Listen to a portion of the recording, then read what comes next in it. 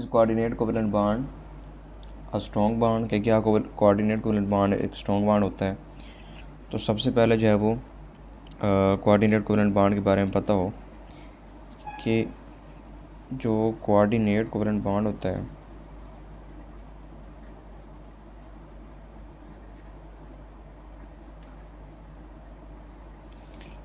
उसमें एक donor atom जो होता है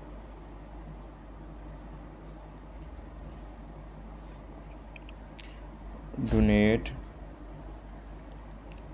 इलेक्ट्रॉन पेयर। डोनर एटम क्या करता है कि वह इलेक्ट्रॉन का पेयर को डोनेट कर रहा होता है और एक एक्सेप्टर एटम होता है जो इलेक्ट्रॉन के पेयर को एक्सेप्ट कर रहा होता है।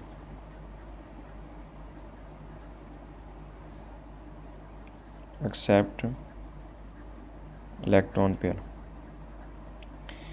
यानी एक ही एटम जो है वो इलेक्ट्रॉन का पेयर जो है वो डोनेट कर रहा होता है और वो एटम डोनर कहलाता है, और जो एटम इलेक्ट्रॉन का वो पेयर एक्सेप्ट कर रहा होता है उसको एक्सेप्टर कहते हैं। अब ये जो है वो कोवेलेंट बॉन्ड की ही एक टाइप है, और ये अगर इसकी स्ट्रेंथ की बात की जाए तो ये उतना ही स्ट्रॉन्गर होता है as stronger as covalent bond. जिस तरह दूसरे कोवेलेंट बॉन्ड जो होते हैं वो स्ट्रॉन्गर होते हैं, उतनी ही स्ट्रेंथ जो होती है वो कोऑर्डिनेट कोवेलेंट बॉन्ड की भी होती है। उसके बाद नेक्स्ट क्वेश्चन है, write down dot and cross formula of HNO3। HNO3 का डॉट एंड क्रॉस फार्मूला लिखना है। तो इसका स्ट्रक्चर कुछ इस तरह से होता है, दरमियान में सेंट्रल एटम N है और इधर ऑक्सीजन है, यहाँ पे ऑक्सीजन और H है और यहाँ पे भी ऑक्सीजन है। अब इसका डॉट एंड क्रॉस फार्मूला लिख लेते हैं। दरमियान में N है और यहाँ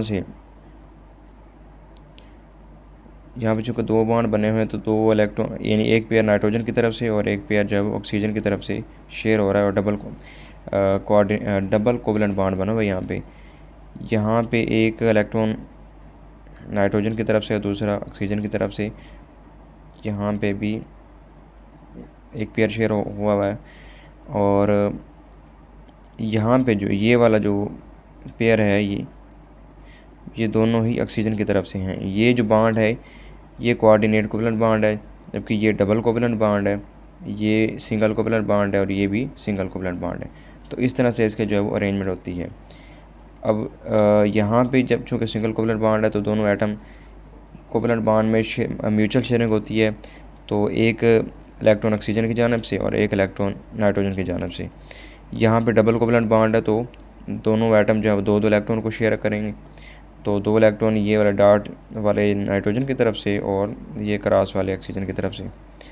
और ये वाला जो बॉन्ड बना हुआ है ये कोऑर्डिनेट कोवेलेंट बॉन्ड है, और कोऑर्डिनेट कोवेलेंट बॉन्ड में एक एटम जो है वो जो है वो इलेक्ट्रॉन का पेयर यानी जोड़ा वो शेयर कर रहा होता है, तो यहाँ पे ऑक्सीजन जो है वो नाइट्रोजन को ये इलेक्ट्रॉन का पेयर डोनेट कर रहा है। तो इस तरह से इसकी जो है वो ये बॉन्डिंग होती है, और ये जो ऑक्टेट है वो नाइट्रोजन का कंप्लीट भी हो जाता है इस तरह, यानी दो इलेक्ट्रॉन ये 2 4 2 6 और 2 8, इस तरह नाइट्रोजन जो अपना ऑक्टेट पूरा कर लेता है इसमें।